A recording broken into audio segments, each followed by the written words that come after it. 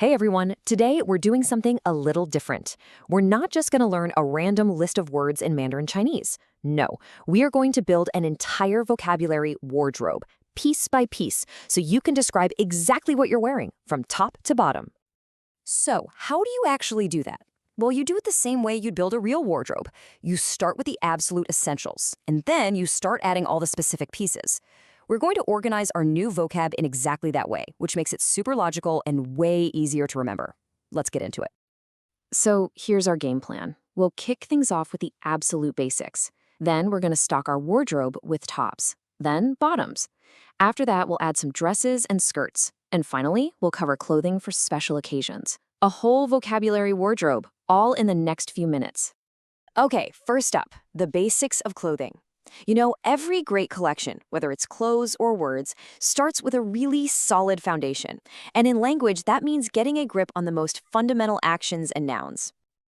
Before we can even talk about the clothes, we need two super important verbs. To put something on is chuān, and to take it off is tuò. It's really just the simple back and forth of getting dressed. Chuān, tuò, put on, take off. It's the perfect place to start.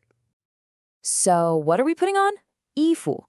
This is your go-to all-purpose word for clothes. But here's the important part. Look really closely at that first character, yi. Keep an eye on that one. It is the foundational building block for a huge number of clothing words, as you are about to see. All right, let's see how that little building block actually works as we jump into our second section, building your tops. Think of this as us stocking the top shelf of our vocabulary wardrobe with all the essentials. Okay, so the general term for any kind of top is shangyi, which literally means upper clothing. Makes perfect sense, right? Under that umbrella, you've got your everyday basics, a tissue, which is actually a great example of a loan word. You can hear the t-shirt sound in there. Then you have a chènshān, that's a dress shirt. A beixin is a tank top. A maoyi is a sweater. And for something really comfy, a weiyi, a sweatshirt. Now, what about layers? The general word for outerwear is wàitào, which just means outer layer.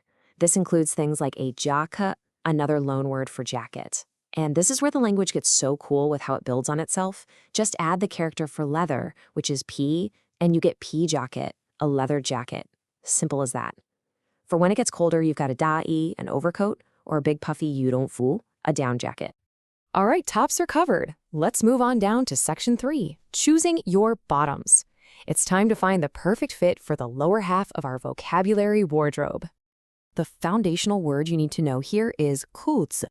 This just means pants. And you know how we saw E was the key for clothes? Well, the character kù is our new magic key.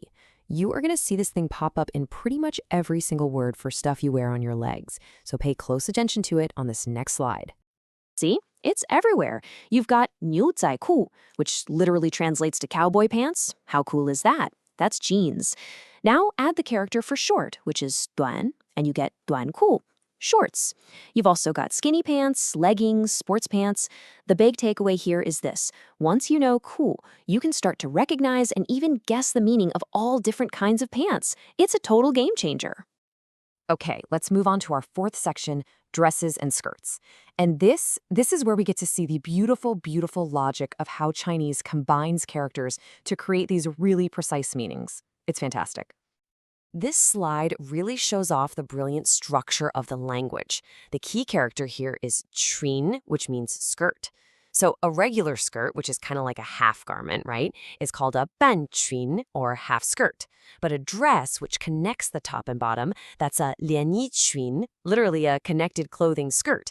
Isn't that amazing? It's so logical. One is half, the other is a full connected piece. And just like we saw with pants, you can modify that base character, chuān, to describe all the different styles.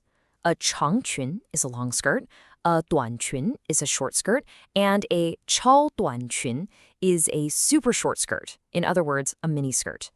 Then you have something like a diaobaíchuān, which is a slip dress, but literally means a spaghetti strap skirt. All right, let's get to our final section, occasions and uniforms. Now that we have all the individual pieces hanging in our wardrobe, let's learn how to talk about dressing for a specific event or for a certain purpose. Okay, now we're getting into some really practical stuff. Heading out for a casual lunch? You're wearing 休闲装, casual dress. Got a big business meeting? You'll need to wear 正装 or formal wear. The clothes you just lounge around in at home? That's 居家服. And a suit is a 西装, which actually translates to Western-style formal wear, a little piece of cultural history packed right into the word. And this logic just keeps on going when we talk about uniforms, or 制服. You have 校服 for school, 军装 for the military, and a general term for work clothes is 工作服. For specific activities, you've got 运动服 for sports. And hey, remember our key character from the very beginning? Yi? It's back. In 泳衣, a bathing suit, which literally means swimming clothes.